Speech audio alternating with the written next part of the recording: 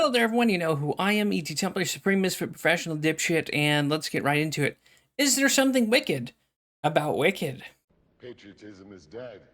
There's only rebels and tyrants now.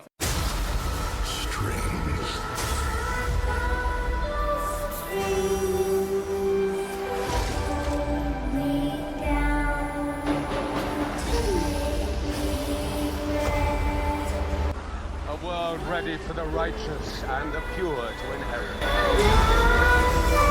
Don't believe in surrenders. No, I still got my saber, Reverend. Didn't turn it into no plowshare, neither.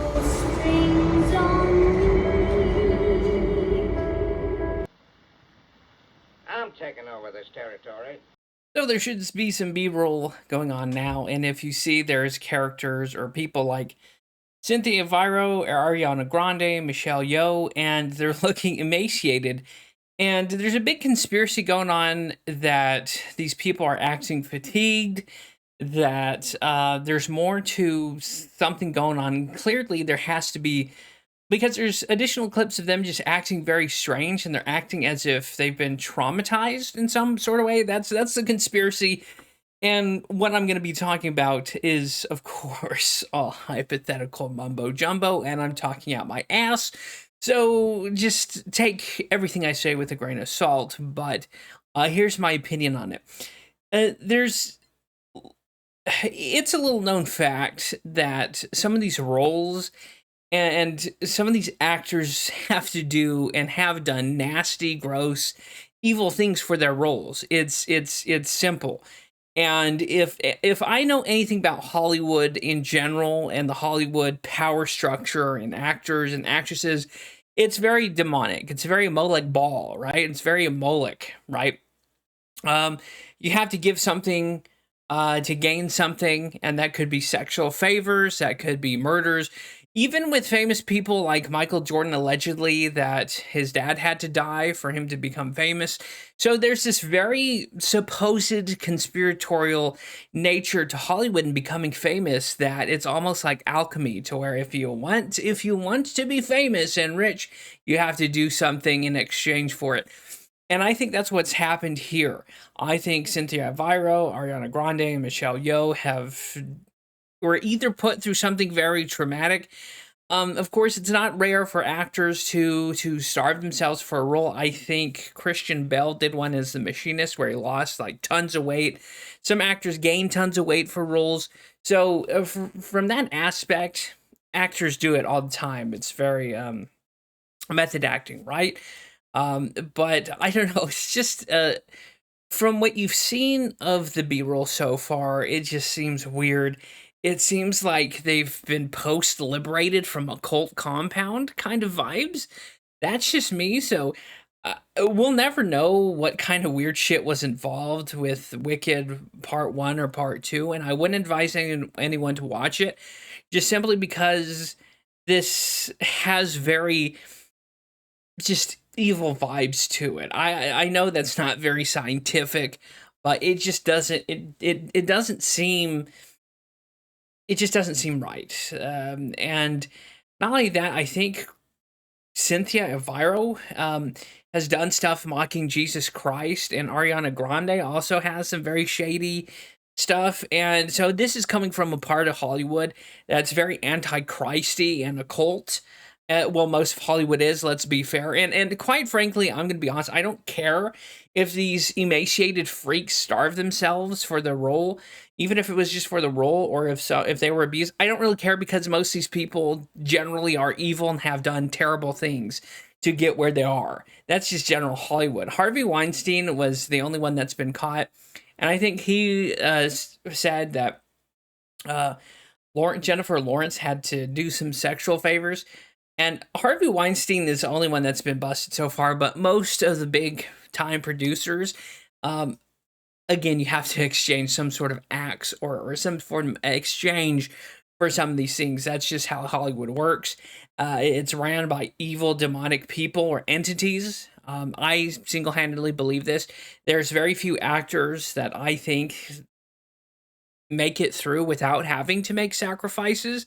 Or if they do refuse, if you look at, I think it's Michael McDonough, right? Where he got fired from a job because he didn't want to kiss and have a sex scene with someone other than his wife, right?